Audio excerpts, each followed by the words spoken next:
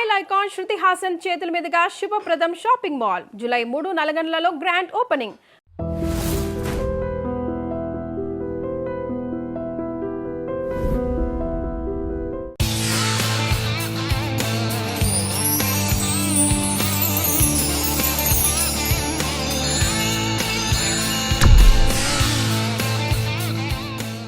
అని ఒక విషయం చెప్పండి, అంటే బాలకృష్ణ గారితోనే సినిమాలు తీయడానికి గల ప్రధాన కారణం ఏంటి? మీ ఇద్దరి మధ్య ఒక మంచి సాన్నిహిత్యం. అదే లేదండి, నాకు 9 సినిమాలు తీశాను ఇప్పటికి. నేను 9 సినిమాలు తీసింది బాలకృష్ణ గారితో ఒక సినిమానే. అంతేనా? అంతే. మిగతా అన్ని కూడా 2 ఉపేందర్తో తీశాను, శ్రీకాంత్తో తీశాను,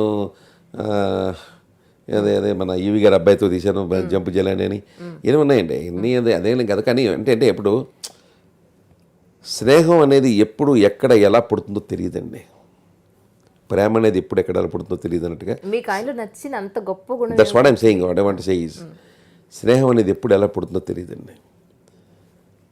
ఈ వేవ్ లెంగ్త్ అనేది సైకలాజికల్గా మనం దానికి ఏమైనా పారామీటర్ లాంటిది ఏమైనా ఉంటే కొలవాలేమో తప్ప, ఆ వేవ్ లెంగ్త్ అనేది చాలా మందిలో కలవటం అనేది చాలా అదొక రకమైన అనిర్విచన భూతి. అదొక రకమైన అనిరుచిన అనుభూతి. అది ఒక రకంగా చెప్పాలంటే నాకు ఆయనకి కలిసింది. ఆయన దైవభక్తుడు, చాలా పూజలు చేస్తారండి బాలకృష్ణ గారు, మంత్రాలు చదువుతారండి, ముహూర్తాలు పెడతారు ఆయన. You know that. ఆయన ముహూర్తాలు పెట్టగలరు, మంత్రాలు చదవగలరు, పూజ చేయగలరు, పూజల్లో బ్రహ్మాండమైన దండకాలు బ్రహ్మాండమైన చదువుతాడు. అటువంటి వ్యక్తికి నాకు కూడా జనరల్గా బేసికల్గా భక్తి అంటే ఎక్కువ. కారణం ఏంటంటే నేను 18 పురాణాలు విన్నానండి. మనకు అష్టాదశ పురాణాలు ఉన్నాయి. మార్కండేయ పురాణం, మన అనేక రకాల పురాణాలు ఉన్నాయి. ఈ 18 పురాణాలని కూడా నేను విన్నాను. అందువల్ల మన యొక్క సాంప్రదాయము, మన భక్తి, మన యొక్క పుట్టుక, మన యొక్క ఈ సృష్టి తాలూకా పుట్టుక ఇవన్నీ కూడా నాకు అవగతం బాగా. ఇంత భక్తితో ఉన్నటువంటి వారికి మరొక భక్తి తాలూకా మనిషి కలిపి ఇచ్చినప్పుడు ఆటోమేటిక్గా అది అనుసంధానం అయిపోతుంది. ఆ రకంగా మా ఇద్దరికి బాగా కలిసిందండి. ఆయన చాలా కోపం ఉంటారండి బాలకృష్ణ గారు, నిజమా? కోపం కాదండి, ఆయనకి ఓపెన్ హార్ట్ అండి. ఆయన చాలా ఓపెన్ హార్ట్. కన్నింగ్ ఉండదు, మోసం ఉండదు, ఉన్నదేదో మొహమే చెప్పేస్తాడు. ఆ మొహమే చెప్పినప్పుడు కొంతమందికి హర్ట్ అవుతుంది, జనరల్గా జరుగుతుంది. అంత ఓపెన్గా మొహమే చెప్పడం అనేది ఒక రకంగా చెప్పాలంటే ఇక్కడికి తేడా లేదు. ఆయనకి రెండు ఒకటే. అంత ఓపెన్గా ఉంటారు. ఇక్కడే ఉంటుందో అదే నోటి నుంచి వచ్చి అది ఒక రకంగా అదృష్టం అండి. మనిషిని నమ్మాలి అంటే అంతకంటే మంచి ఎలా నమ్ముతామండి మనం? ఇక్కడ మాట పెడితే అతను ఎలా నమ్ముతామండి?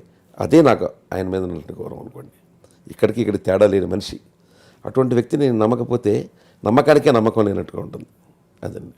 అని ఒక విషయం చెప్పండి, అంటే బాలకృష్ణ గారితోనే సినిమాలు తీయడానికి గల ప్రధాన కారణం ఏంటి? మీ ఇద్దరి మధ్య ఒక మంచి సాన్నిహిత్యం. అదే లేదండి, నాకు 9 సినిమాలు తీశాను ఇప్పటికి. నేను 9 సినిమాలు తీసింది బాలకృష్ణ గారితో ఒక సినిమానే. అంతేనా? అంతే. మిగతా అన్ని కూడా 2 ఉపేందర్తో తీశాను, శ్రీకాంత్తో తీశాను,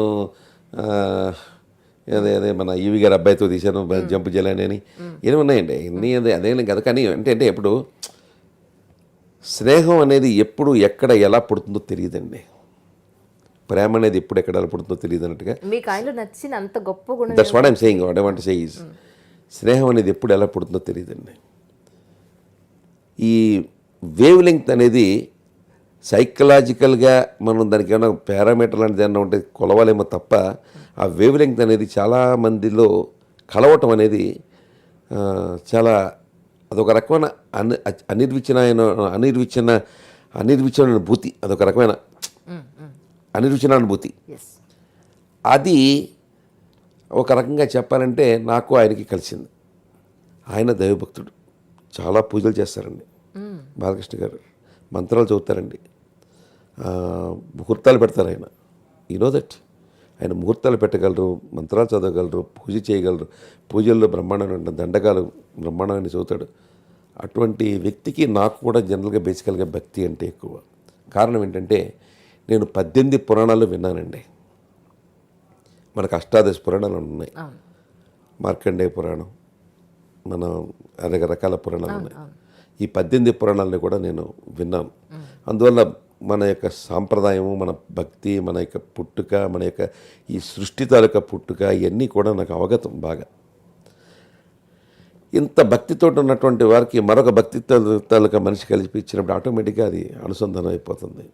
ఆ రకంగా మా ఇద్దరికి బాగా కలిసిందండి. ఆయన చాలా కోపం అంటారండి బాలకృష్ణ గారు, నిజమా? కోపం కాదండి, ఆయనకి ఓపెన్ హార్ట్ అండి. ఆయన చాలా ఓపెన్ హార్ట్, కన్నింగ్ ఉండదు, మోసం ఉండదు, ఉన్నదేదో మొహమే చెప్పేస్తాడు. ఆ మొహమే చెప్పినప్పుడు కొంతమందికి హర్ట్ అవుతుంది, జనరల్గా జరుగుతుంది.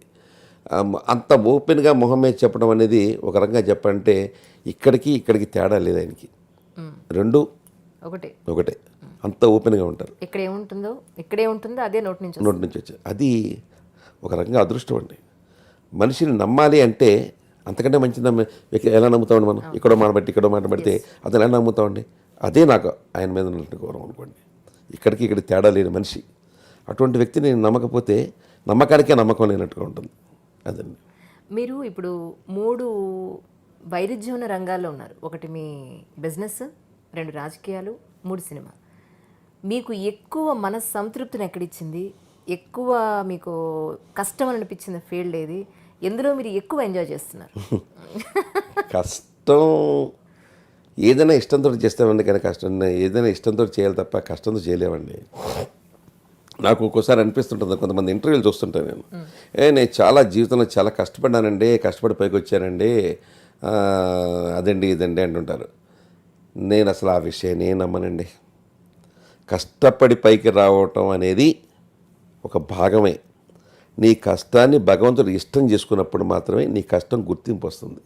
నాకంటే బండి తోలేవాడు, బండి లాక్కునేవాడు, తోపుడు బండి లాగేవాడు ఎక్కువ కష్టపడుతున్నాడు, మరి రాది డబ్బు నాకెందుకు వచ్చింది? సో నీ కష్టానికి భగవంతుడి ఇష్టం జోడైంది ఇక్కడ. అందువల్ల నువ్వు నీ లైఫ్లో ఈ రకంగా సెటిల్ అయ్యావు. నాకంటే బాగా సెటిల్ అయిన ఉన్నారు. లక్ అనేది ఎక్కువ నమ్ముతారా మీరు? అమ్మా, లక్ అనేది కూడా చాలా ఉండాలి. అదే నేను చెప్తున్నాను. లక్ అనేది మనం కష్టపడతాం వరకే మన డ్యూటీ. కర్మణ్యేవ వాధికారస్యే మాపలేషు కదాచన. కర్మ చేయడానికి మనం పుట్టాం తప్ప ఫలితాన్ని ఆశించే శక్తి కానీ ఆ యొక్క ఆలోచన కానీ మనం రావటం తప్పు, మనం చేయలేం కూడాను. నువ్వు కర్మ చేయి, నువ్వు చేసిన కర్మకి ఏం చేయాలనేది నేను చూస్తానని చెప్పి భగవద్గీతలో శ్రీకృష్ణుడు చెప్పాడు. దాన్ని పూర్తిగా నేను నమ్ముతాను. సో మనం కష్టపడతాం, భగవంతుడు ఇష్టపడి మనకి కావాల్సినటువంటి కోరిక తీర్చాలి అనేది నా యొక్క కష్టం, ఇష్టం. మన కష్టం భగవంతుడి ఇష్టం తోడైనప్పుడు సక్సెస్ అనేది అదే వస్తుంది. అంతే తప్ప కేవలం నేను ఏదో కష్టపడిపోయాను, నేను ఇదంతా సంపాదించాను, లేకపోతే ఇదంతా చేశాను అంటే అది నేను నమ్మనండి. నేను నమ్మను.